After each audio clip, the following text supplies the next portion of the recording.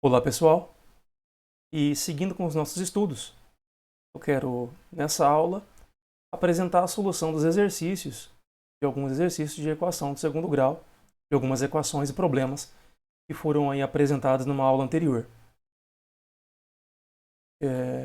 Recapitulando rapidamente, na aula anterior eu apresentei a vocês a fórmula de Bhaskara, que é a ferramenta que estamos utilizando e utilizaremos para tratar das equações do segundo grau.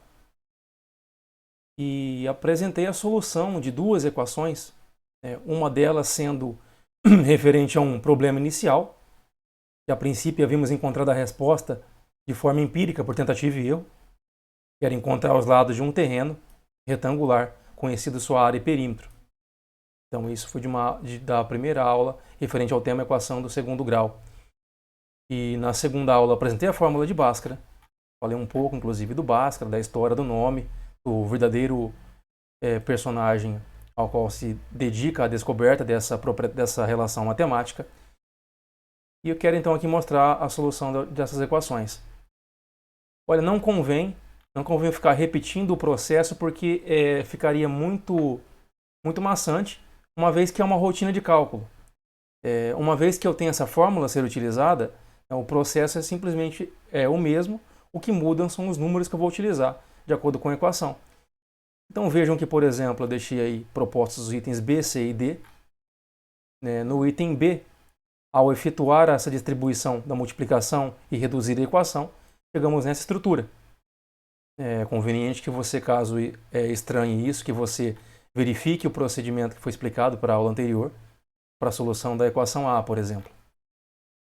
E a rotina sempre é a mesma. Eu vou identificar os coeficientes A, B e C da equação e, da modo que eu apresentei em duas partes, que eu acho mais fácil de apresentar, a gente calcula esse delta, e temos também já a fórmula definida e foi apresentada, e substituímos na fórmula de Bhaskara.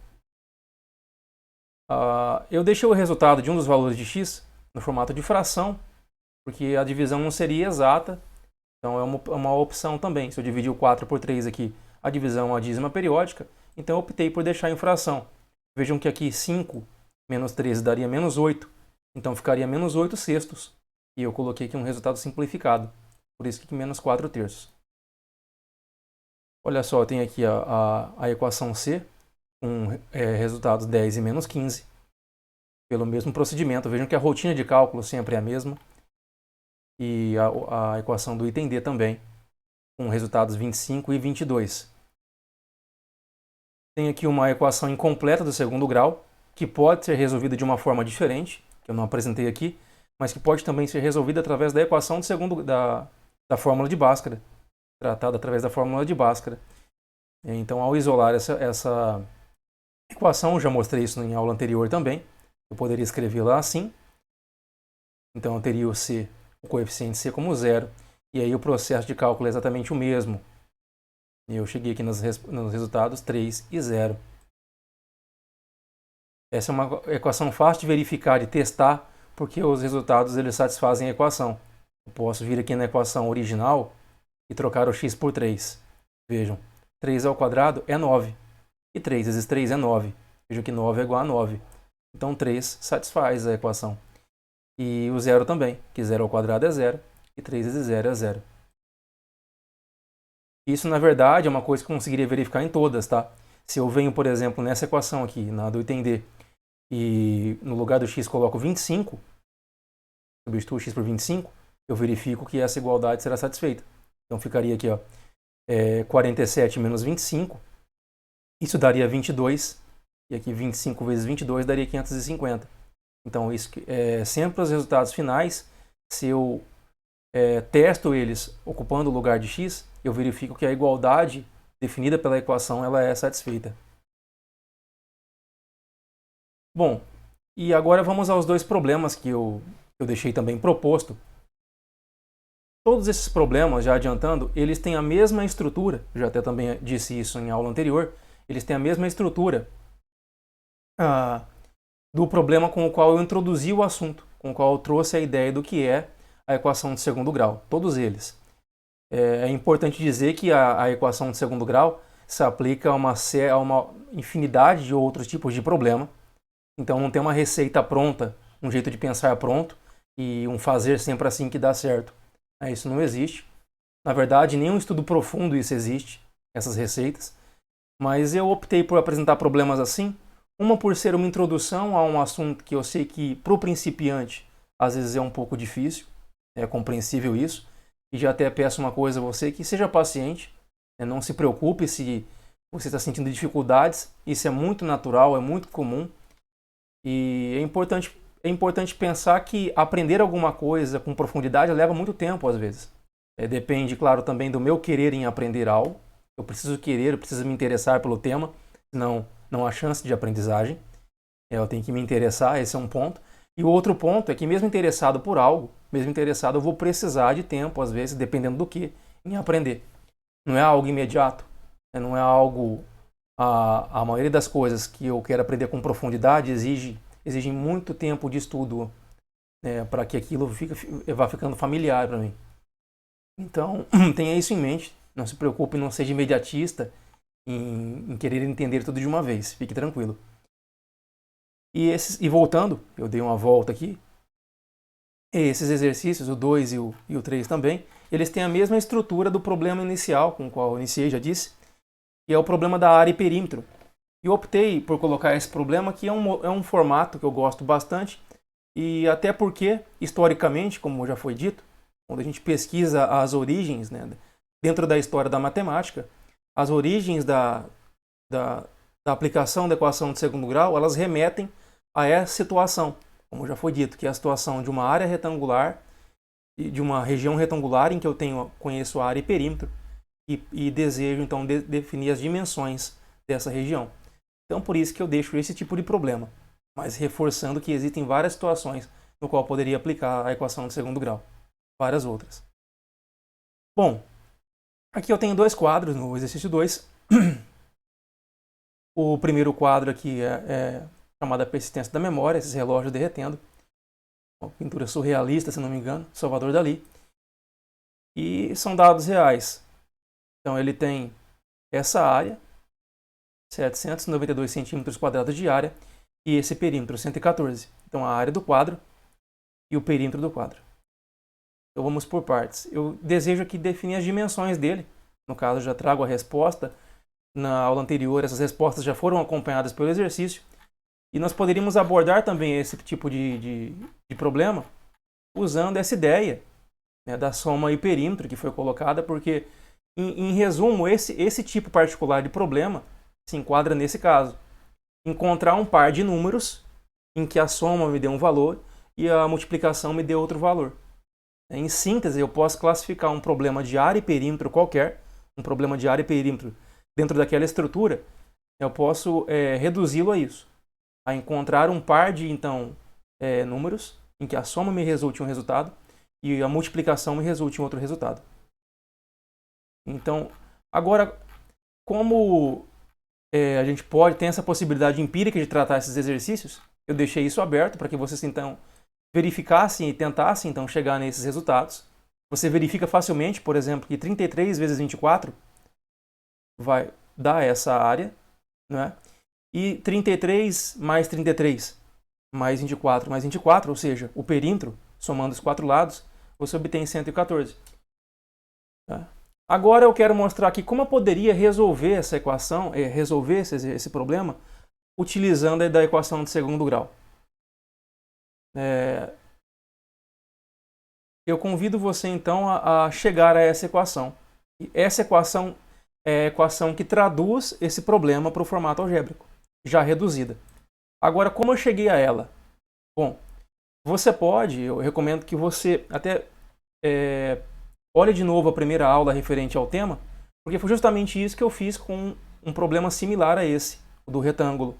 Então, eu desenvolvi um sistema de equações até chegar a uma equação com essa mesma estrutura. Inclusive, eu tenho ele registrado aqui. Então, esse problema inicial que foi colocado, ele foi totalmente tratado através de um sistema de equações, e depois o processo de isolar em uma equação, substituir na outra, e depois isolar colocar a equação em um certo formato, nesse formato. Então seria esse o processo. Agora, é interessante que a gente na matemática consiga reconhecer alguns padrões, e esses padrões nos possibilitam tomar atalhos. Para que vocês pudessem enxergar esse padrão sozinho, que eu vou mostrar aqui, seria necessário que vocês talvez tivessem resolvido vários problemas com essa mesma estrutura.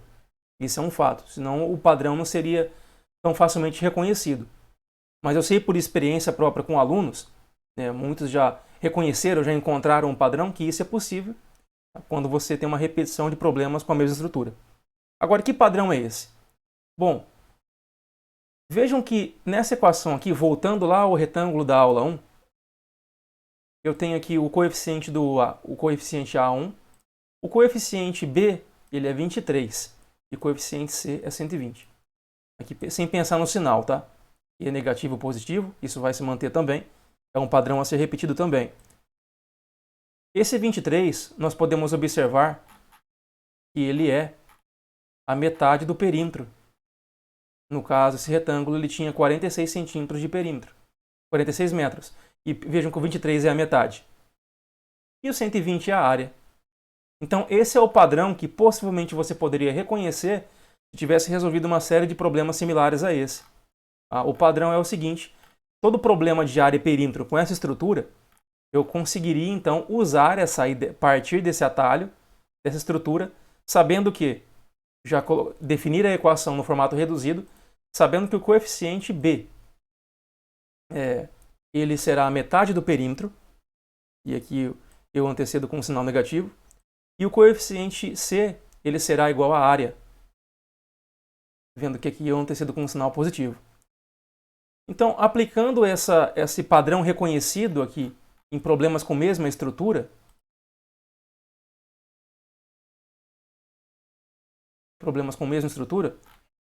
como é o caso desse, vejam que no primeiro quadro, então, eu fiz justamente isso. Vejam que aqui 57 é a metade do perímetro do quadro, vejam que ele é 114, 57 é a metade, e o 792 é a área. Então, eu já consigo ter esse atalho por ter reconhecido um padrão, e possivelmente você poderia reconhecer também se tivesse tomado uma repetição de exercícios. Então, agora basta que eu aplique a fórmula de Bhaskara aqui, e ao aplicá-la eu chego aqui nos resultados, 33 e 24, que vem a ser a resposta desse exercício. Olha a Mona Lisa, eu consigo fazer a mesma coisa com a Mona Lisa, com o quadro da Mona Lisa. Aqui o perímetro desse quadro é 260 e a área é 4081. Olha a estrutura da equação. Então, metade do perímetro aqui, e aqui a área. E aqui basta, então, aplicar a equação de segundo grau e chegar nos resultados. O exercício 3 também traz a mesma estrutura. Eu coloquei aqui, construí uma questão embasada em também dados reais das modificações feitas no estádio em que o Brasil enfrentou a Alemanha na Copa do Mundo, né? E ele tinha, então, esse estádio, o campo tinha dimensões antes de ocorrer a Copa, e depois ele foi reformado e definiram-se novas dimensões. É interessante pensar, a gente vai, ao construir essas questões, a gente verifica algumas coisas, né? No esporte. Eu, por exemplo, antes de buscar um exemplo real de retângulo, no caso no futebol, eu não sabia que era tão flexível assim as dimensões de um campo, né? Elas não são fixas, né? Um campo de futebol oficial não tem uma dimensão fixa, não tem dimensões fixas. Ele tem uma certa elasticidade entre dimensões possíveis, o que a gente nota aqui nesse exercício. Então, o item A, eu quero aqui saber quais eram as dimensões do campo antes da Copa, e foi dada a área e o perímetro. Então ele tinha essa área e esse perímetro. Vejam que olha a estrutura da equação. Aqui, metade 370 é o perímetro. E aqui a área. Então aqui eu chego em um campo com 75 metros de largura e 110 de comprimento, que eram as dimensões antes de ocorrer a Copa. E depois ele ficou com as dimensões levemente menores. Vejam, ele passou a ter essa área e esse perímetro. Vejam a outra equação aqui para o item B, uma outra equação. Aqui eu tenho a metade do perímetro e a área. Então eu chamo a atenção para esses problemas justamente para a gente enxergar esse padrão de repetição. E na matemática isso sempre vai ocorrer quando você lida com um problema de estrutura semelhante. Então a mesma estrutura que você utilizou para um problema, para os outros que têm a estrutura semelhante, você consegue aplicar, né, e repetir esse padrão. Eu acho isso bastante curioso e quero compartilhar e compartilho com vocês. Então aqui estão as respostas para esses exercícios e fiquem à vontade para conferir com as respostas que vocês obtiveram ou aos resultados que vocês chegaram. Por hoje é isso. Um grande abraço e até a próxima. Tchau.